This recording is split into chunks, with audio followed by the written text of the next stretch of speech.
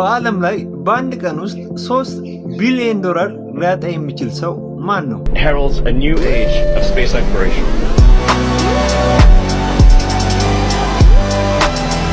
በአንድ በኩል ዓለምን ወደ ኤሌክትሪክ መኪናዎች ለመቀየርና የሰው ልጅ ወደ ማርስ ፕላኔት ለመላክ የሚያልም እብድ ወይም ጥበበኛ ሰው።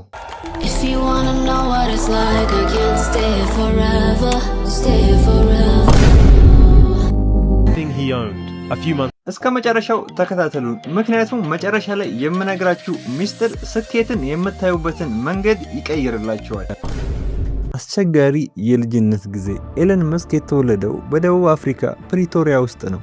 በልጅነቱ በጣም አይናፋርና መጽሐፍ ማንበብ የሚወድ ልጅ ነበር።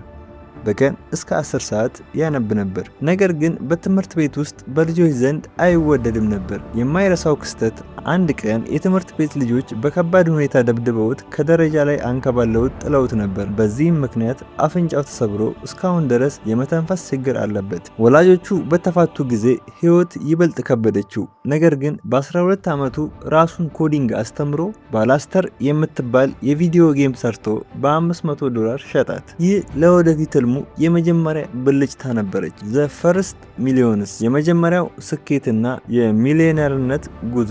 በ17 ዓመቱ ምንም ሳንቲም ሳይዝ በወቅቱ በአገሪቱ በነበረው ሁኔታ የወታደር ስልጠናን ለማምለጥና የተሻለ እድል ፍለጋ ወደ ካናዳ ከዚያም ወደ አሜሪካ ተሰደደ። በዩኒቨርሲቲ እያለ በቀን $1 ብቻ እየኖረ የተማረበት ጊዜ ነበረ። በ1995 ከወንድሙ ጋር በመሆን የመጀመሪያ የኢንተርኔት ካርታ ድርጅት ዚፕቱ መሰረተ። ቢሮ መከራየት ስላልቻሉ እዚያው ኮምፒውተር አጠገብ ሶፋ ላይ ይተኛ ነበር። ይህን ድርጅት በ$307 ሚሊዮን ሸጡት። ኤለን መስክ ድርሻውን $22 ሚሊዮን አገኘ። ያንን ገንዘብ ይዞ አልተቀመጠም። በመቀጠል የኦንላይን ባንክ ኤክስኮም መሰረተ። ይሄም በኋላ ላይ ፔፓል ተባለ። ፔፓልን ኢባይ በ1.5 ቢሊዮን ሲገዛው ኤለን መስክ $165 ሚሊዮን ድርሻውን አገኘ። አሁን በቃኝ ብሎ በምቾት መኖር ይችል ነበር፣ ግን እሱ ሌላ ትልቅ እብደት አሰበ። ወደ ጥልቁ ገደል የ2008ቱ ውድቀት። ኤለን ያገኘውን $165 ሚሊዮን በሙሉ ሁለት ለማመን የሚከብዱ ነገሮች ላይ አዋለው። ስፔስ ኤክስ የሮኬት ኩባንያ እና ቴስላ የኤሌክትሪክ መኪና ኩባንያ። ሰዎች ሁሉ እብድ ነው እንዴ ገንዘቡን ገደል ውስጥ ከተተው አሉት። heralds a new age of space exploration.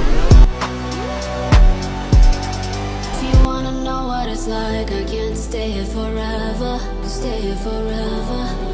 ናሳና ሩሲያ ሮኬት ሊሸጡለት ፍቃደኛ ስላልሆኑ ኤለን መስክ ራሱ የሮኬት ሳይንስ መጽሐፍን በማንበብ ሮኬት እንዴት እንደሚሰራ ራሱን አስተማረ። ክፉ ዓመት 2008 ዓ.ም የኤለን መስክ የጭንቀት ዘመን ነበር። ስፔስ ኤክስ የሰራችው የመጀመሪያዋ 3 ሮኬቶች ህዋ ላይ ሳይደርሱ ፈንድተው ወደቁ።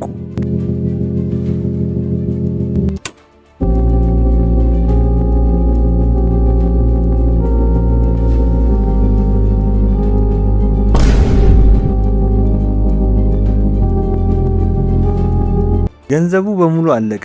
በሌላ በኩል ቴስላ መኪና ማምረት አቅቶት ኪሳራ ላይ ነበር። በተመሳሳይ ጊዜ ሚስቱ ልትፈታው ፍርድ ቤት ሄደች። ኤለን ከጓደኞቹ ላይ ገንዘብ እየተበደረ ለሰራተኞች ደሞዝ የሚከፍልበት ደረጃ ላይ ደረሰ። የነርቭ ስብራት ነርቨስ ብሬክ ዳውን ይደርስብኝ ነበር ይላል ያን ጊዜ ሲያስታውስ። ታምራዊ መነሳት ዘ ሚራክል ካምባክ። እንደ አውሮፓውያኖች አቆጣጠር ዲሴምበር 2008 ኤለን መስክ የመጨረሻዋን የቀረችውን ሳንቲም አሟጦ አራተኛዋን ሮኬት ወደ ህዋ ወረወረ። ይቺ ሮኬት ከከሸፈች ኩባንያው ሙሉ በሙሉ ይከስራል። ታምር ተከሰተ። አራተኛዋ ሮኬት በሰላም ህዋ ላይ ደረሰች። ናሳም ይህንን አይቶ ወዲያውኑ የ$1.5 ቢሊዮን ኮንትራት ሰጠው። ስፔስ ኤክስ ከሞት ተረፈ። በቀጣዮቹ ዓመታት ቴስላ የዓለምን የመኪና ኢንዱስትሪ ቀየረ። ዛሬ ቴስላ በዓለም ላይ ውድ የሆነው የመኪና ኩባንያ ነው። ስፔስ ኤክስ ደግሞ ሮኬትን ወደ ምድር መልሶ ማሳረፍ የቻለ ብቸኛው የግል ድርጅት ሆነ። የአሁኑ ዘመንና የወደፊቱ እብደት። ዛሬ ኤለን መስክ ከ850 ቢሊዮን ዶላር በላይ ባለ ሀብት በመሆን የዓለማችን ቁጥር 1 ሀብታም ነው። በ2022 ትዊተርን በ44 ቢሊዮን ዶላር ገዝቶ ስሙን ወደ ኤክስ ቀይሮታል። ኒሮሊንክ እና ኤአይ በሰዎች ጭንቅላት ውስጥ የሚቀበርና ሽባ የሆኑ ሰዎችን በሀሳባቸው ብቻ ኮምፒውተር እንዲያዙ የሚያደርግ ኒሮሊንክ በተሳካ ሁኔታ እየሞከረ ይገኛል። ነገር ግን ይህ ሁሉ ሀብት ለኤለን መስክ ምንም ማለት አይደለም። እሱ የሚፈልገው አንድ ነገር ብቻ ነው፣ በህይወት እያለ 1 ሚሊዮን ሰዎችን ወደ ማርስ ፕላኔት ወስዶ አዲስ የሰው ልጅ ስልጣኔ መመስረት። ዛሬ ኤለን መስክ ከ850 ቢሊዮን ዶላር በላይ ባለሀብት ነው። ትዊተር ኤክስ ገዝቷል። በጭንቅላታችን ውስጥ የሚቀበል ኒሮሊንክ እየሰራ ነው። ግን ግቡ አሁንም አንድ ነው፣ ሰዎችን ማርስ ላይ ማሳፈር። የሰው ልጅ ለምን ወደ ማርስ ይሄዳል? የሰው ልጅ ወደ ማርስ ለመሄድና እዚያ ላይ ከተማ ለመመስረት የሚያለምባቸው 3 ዋና ዋና ምክንያቶች አሉት። የሰው ልጅ ህልውና ማቆየት። ሳይንቲስቶች እንደ ኤለን መስክ ያሉ እንደሚሉት ምድር ላይ ድንገተኛ አደጋ፣ ለምሳሌ ትልቅ አስትሮይድ ቢጋጅ፣ የኒውክሌር ጦርነት ቢነሳ ወይም ከባድ ወረርሽኝ ቢከሰት የሰው ልጅ ሙሉ በሙሉ ሊጠፋ ይችላል። ስለዚህ ማርስ እንደ ባክአፕ ፕሌን ወይም ሁለተኛ ቤት መጠቀም የሰውን ዘር ማዳን ይቻላል ተብሎ ይታመናል። ማርስ ከምድር ጋር ያላት መመሳሰል ከሌሎች ፕላኔቶች ለምሳሌ እንደ ጄነስ ወይም ጁፒተር ካሉ እጅግ ገዳይ ቦታዎች ማርስ ለሰው ልጅ ህይወት የምትስማማበት እድል አላት። ቀንና ሌሊቷ 24 ሰዓት ከ40 ደቂቃ አካባቢ ነው። ከምድር ጋር ተመሳሳይ ነው።